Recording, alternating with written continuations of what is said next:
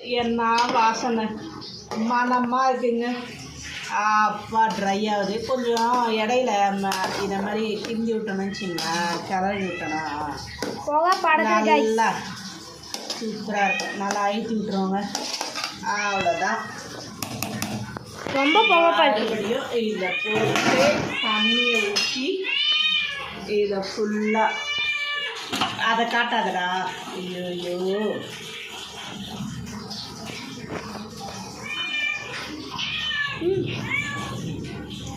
இந்த பாத்திரத்தில் ஃபுல்லாக தண்ணி வச்சு அப்படியே வெயிட் கொடுக்குறாங்க. அவ்வளோதான், முடிஞ்சிடுச்சு.